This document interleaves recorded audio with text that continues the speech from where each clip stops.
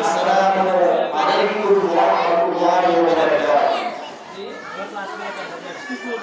এই পর্যায়ে আমাদের সম্মুখে কোরআন ও হাদিস থেকে আলোচনা করবেন আমাদের ফাঁসিয়া আউলিয়াগঞ্জ মসজিদের ইমাম ও খতিব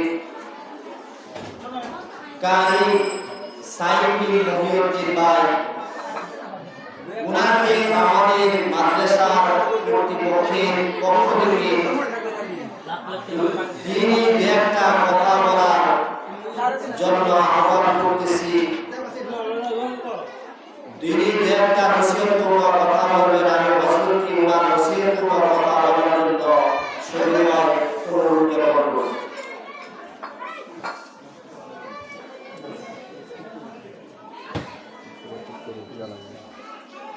দেখিবা চলতেছে তো চলতেছে।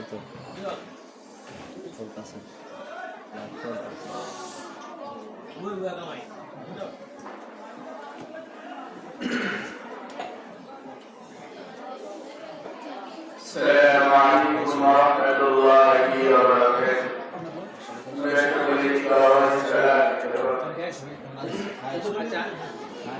الحمد لله الحمد لله على الكتاب عن السماء سمع السماء بكثير الشعر سبيل الذي يذكر الله بسبيل القرآن فقيل الكثير عن رسول كثير رفقا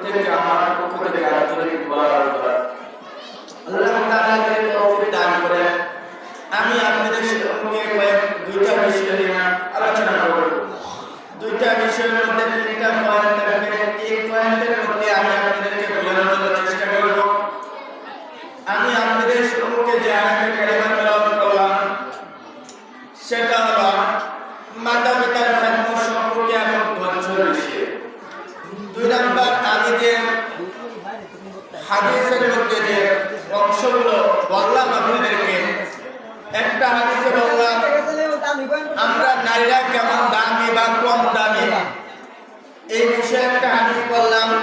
আরেকটা হাদিস আমি বললাম মাতা পিতার খেদমত করলে কি ফায়দা বা কি লাভ, ওই বিষয়ে আমি একটা আপনাদের সম্পর্কে একটা হাদিসের অংশ বললাম। আল্লাহ তাআলা যে তৌফিক দান করেন এই দুইটা জিনিসকে সামনে রেখে আপনাদের উপরে কিছু আলোচনা করার জন্য চেষ্টা করব। আল্লাহ তাআলা আপনাদের সকলকে তৌফিক দান করুন। আমি সর্বপ্রথম আমার উস্তাদের মুহতারাম আল্লামা শাহ মাসুম বিন সিরাজ দামাত বারকাতুল আলিয়াত সূরাতে আমর বলতে চাই। আমার আলোচনার উপর যে বা যারাই শুনবেন, যে মা বোনেরা ভিতরে আছেন, আমি প্রত্যেককে দৃষ্টি আকর্ষণ করে বলব, এক নম্বর কথা, আমি যতটুকু সময় আলোচনা করব কোনো মা বোন কথা বলবেন না। আল্লাহ তাআলা প্রত্যেককে প্রথম কথার উপর আমল করার তৌফিক দান করুন। দ্বিতীয় কথা, আপনারা সকলে নামাজের সুরতে বসে যান। আমার দ্বিতীয় আবদার, আপনারা সকলে নামাজের সুরতে বসে যান। যেভাবে নামাজ পড়েন অল্প সময়ের জন্য হলেও এভাবে বসেন, তারপরে আপনার সমস্যা হলে আপনি যে ভাবে ইচ্ছা সেভাবে বসতে পারেন। সর্বপ্রথম আমার উদ্দেশ্য আপনার নামাজের সুরতে বলুন। যখন আপনি নামাজের সুরতে যখন বসবেন, বসার পরে আপনার এই কথাগুলো দিলের কানে শোনার জন্য আপনার আগ্রহ পয়দা হবে। আর যখন আপনার আগ্রহ পয়দা হবে তখন আপনি এই কথাগুলো সঠিকভাবে আমল করতে পারবেন।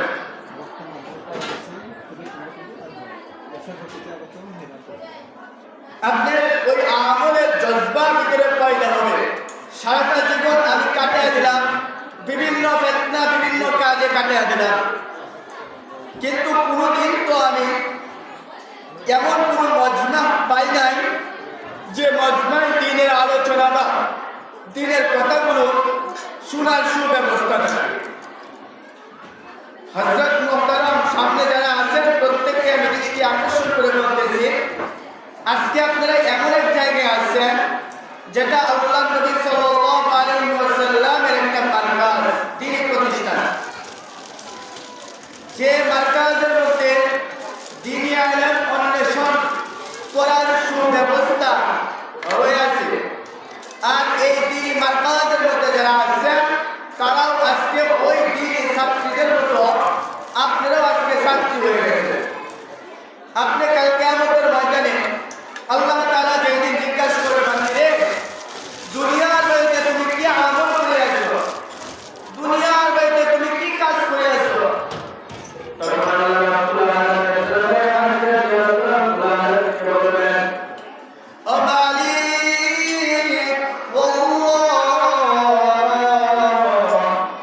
আমি দুনিয়ার বাইরে কোনো আমল করতে পারি নাই, দুনিয়ার বাইরে নামাজ পড়তে পারি না, দুনিয়ার বাইরে সংসারের জন্য কোনো দোয়া করে হাজিরা দিতে পারি নাই। মাওলা গো, আমাদের বাড়ির সামনে একটা মহিলা মাদ্রাসা ছিল, আর এই মহিলা মাদ্রাসার একটা দিন শুরু হয়ে গেল। আর ওই দিন আমি তোমার বান্দি হইয়া মুহাম্মাদের উম্মত হইয়া মুহাম্মাদের এবং তোমার গুণগান শোনার জন্য ওই মাহফিলে যাইয়া ওই মাহফিলে বসলাম। আত্তাহিয়াতু সুন্নাতে বসে কিছু ভগবান শুনলাম। শোনার পর এই মাহফিলে বসে নিজেকে নিজেকে অনুতপ্ত মনে করিয়া, নিজেকে নিজেকে লজ্জিত মনে করিয়া আমি আলাদা করলাম। আমি মাহফিলে যাওয়ার পরে আমি তোমার কিছু আমল করার চেষ্টা করব। আমি এই আমলের কিছু করি নাই। আল্লাহ তখন তোমার ফেরেশতা আজরাইল আলাইহিস সালাম আয়েশা আমার জানটা কবজ করে নিয়েছে। আমি এই দুনিয়ার মায়া ত্যাগ করে চলে গেছি, চলে আসি তোমার দরবারে। আল্লাহ আমার কোনো আমল নাই। তখন আল্লাহ রাব্বুল আলামিন বলেন, বান্দিরে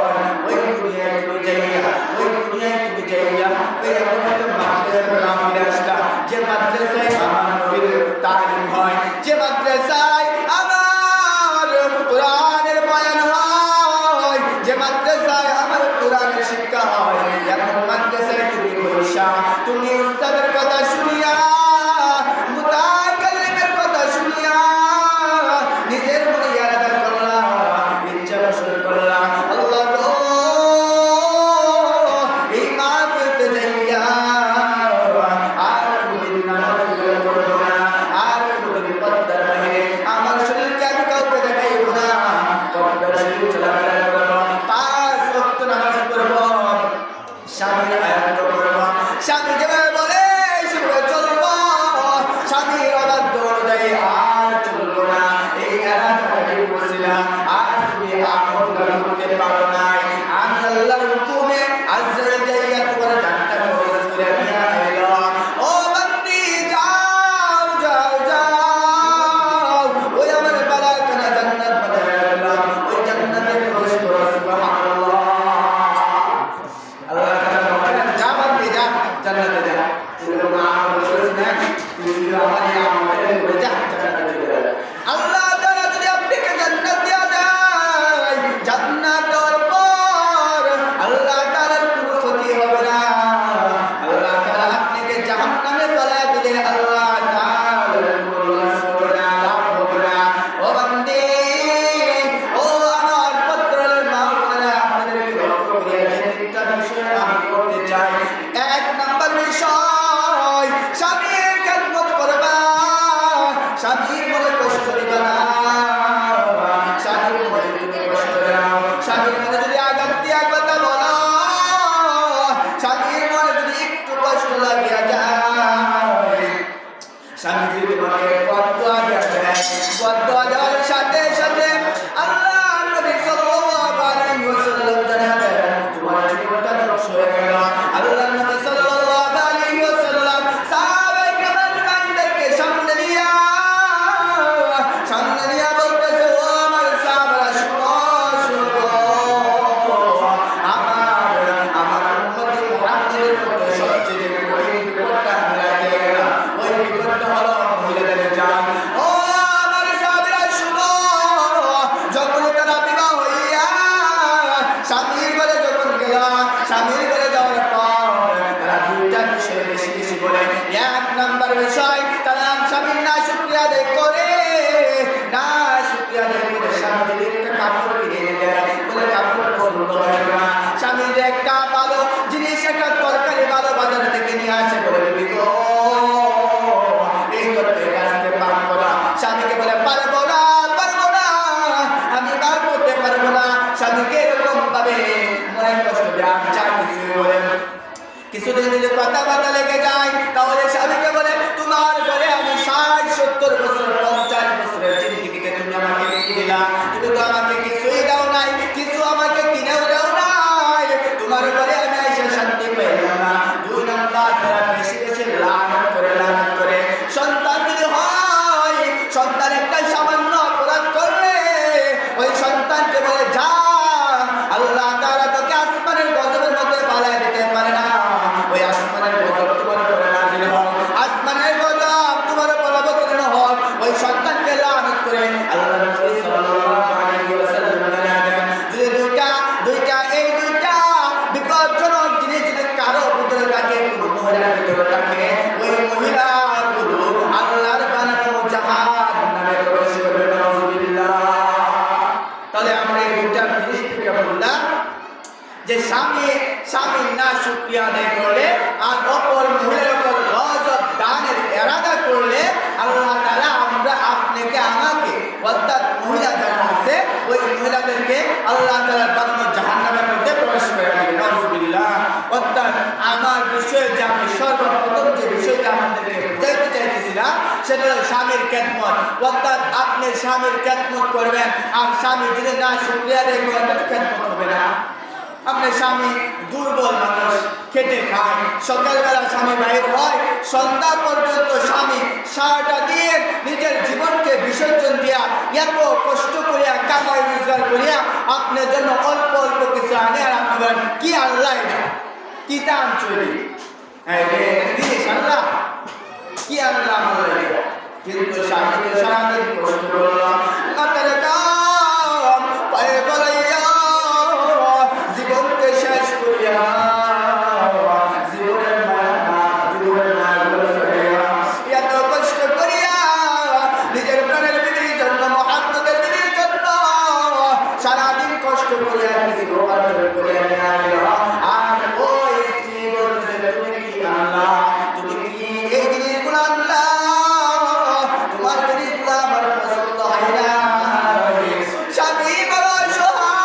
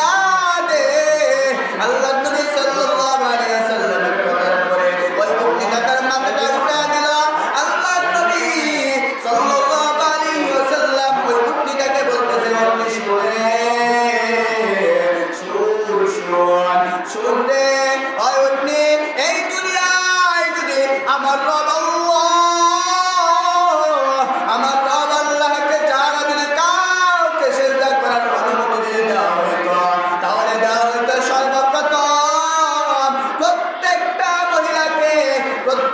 মহিলাকে তার স্বামীর পায়ে সিজদা করার অনুমতি দেওয়া হতো। ও পদ্মানিসীর মা বোনেরা, লক্ষ্য করিয়া শুনো, স্বামীর দাম অনেক বড়। যেই দিন স্বামী হারাইবা, যেই দিন তোমার স্বামী তোমার কাছ থেকে দূরে চলে যাইব, সেই দিন তুমি বুঝতে পারবা এই সামান্য গরিব স্বামীর দাম কেমন, এই স্বামীর দাম কেমন, এই স্বামী না থাকলে কি উপায়, কি কষ্ট, ওই দিন বুঝতে পারবা। ও পদ্মানিসীর মা বোনেরা, লক্ষ্য করিয়া শুনো, তোমাদের পাশে যাদের স্বামী নাই, যাদের স্বামী নাই, তাদেরকে জিজ্ঞেস করবা, ও বাবি গো, ও আপা, আপনার স্বামী নাই, আপনি কি হারতে আছেন, আপনি কি অবস্থায় আছেন? তখন ওই মহিলাটা জবাবে উত্তর দেবে, আপা গো, ভালো না, ও বাবি, আমি তো বিরাট ভালো না, আমি তো অনেক খারাপ অবস্থায় আছি গো। ও পদ্মানিসীর মা বোনেরা, তাহলে আমার বিষয়গুলো আমার সময় সংক্ষিপ্ত থাকার কারণে আমি সবগুলো বলতে পারতেছি না। এক নাম্বার বিষয়, স্বামীর খেদমত করবা। স্বামীর খেদমত করলে আল্লাহ তাআলা তোমাকে জান্নাত দিবে, আল্লাহ তাআলার ওয়াদা অনুযায়ী তোমাকে জান্নাত দিবে। কাল কিয়ামতের ময়দানে, কঠিন হাসরের ময়দানে স্বামীকে জিজ্ঞাসা করবে, স্বামী গো, দুনিয়ার বাইরে থাকা অবস্থায়, দুনিয়ার বাইরে যতদিন ছিলাম, তোমাকে যে দুনিয়ায় একটা রাজকন্যা দিলাম, দুনিয়ায় একটা বিবি দিলাম, ওই বিবিটা তোমার সাথে কেমন ব্যবহার করলো, কেমন ব্যবহার করলো? তখন ওই স্বামী যদি বলে আলহামদুলিল্লাহ, ওই বিবির ব্যবহারে আমি মুগ্ধ, ওই বিবির ব্যবহারে আমি মুগ্ধ, তখন আল্লাহ রাব্বুল আলামিন বলবেন, আমার বান্দা যখন ওই বিবির উপরে খুশি, ওই বান্দির উপরে আমার আল্লাহ খুশি হইয়া বলবে, যা যা যা যা ফেরেশতারা, যা দৌড়াইয়া জান্নাতে নিয়ে যা, জান্নাতে নিয়ে যা। আরো আমার পদ্মানিসীর মা বোনেরা, স্বামীকে যদি খুশি করতে পারেন, জান্নাত আপনার জন্য সহজ হয়ে যাবে। ও পদ্মানিসীর মা বোনেরা, আমার এক নাম্বার বিষয় শেষ হইল, স্বামীর খেদমত করা শেষ হইল। দুই নাম্বার বিষয়, ও পদ্মানিসীর মা বোনেরা, দুই নাম্বার বিষয়, আমি যে সবচেয়ে বেশি অবহেলিত যে বিষয়টা, ওই বিষয়টি আমি এখন আলোচনা করব। আল্লাহ রাব্বুল আলামিন, আল্লাহ রাব্বুল আলামিন পবিত্র কালামুল্লাহর মধ্যে জানা দেন, ওয়া ক্বাদা রাব্বুকা আল্লা তা'বুদু ইল্লা ইয়্যাহু ওয়া বিল ওয়ালিদাইনি ইহসানা। আল্লাহ রাব্বুল আলামিন বলেন, আমার সাথে কাউকে শরীক করিও না, আমি রব, আমি রবের মধ্যে তোমরা সিজদা করো, আমি রবের সাথে কাউকে শরীক করিও না। আমার রব আয়াতের শেষ অংশে জানা দেন, ও পদ্মানিসীর মা বোনেরা, দিলের কানটা লাগায় শুনো, মন কান লাগায় শুনো। আল্লাহ রাব্বুল আলামিন বলেন, ওয়া বিল ওয়ালিদাইনি ইহসানা, তোমরা পিতামাতার সাথে সদ্ব্যবহার করো। ওই এলাকার এই ঘরওয়ালি স্ত্রীদেরকে জানা যায়, ঘরওয়ালি মহিলাদেরকে জানা যায়, আপনার সবচেয়ে বেশি অবহেলিত মনে করেন, আপনার শ্বশুর শাশুড়িকে সবচেয়ে বেশি অবহেলিত মনে করেন এবং তাদের সাথে সবচেয়ে বেশি খারাপ ব্যবহার করেন। ও আমার এই এলাকার মহিলাদেরকে বলিয়া যায়, আমি সুন্দরভাবে মেসেজটা দিয়া যায়, আমি যে মানুষ, আমি আপনাদেরকে যে বিষয়টা বুঝাইতে চাইতেছি, ও পদ্মানিসীর মা বোনেরা, আমি কত জায়গায় আলোচনা করলাম, সব জায়গায় আমি এই বিষয়ে আলোচনাটা বেশি করে। ও পদ্মানিসীর মা বোনেরা, আপনি আপনার শ্বশুর শাশুড়িকে কষ্ট দেন, আপনি আপনার শ্বশুর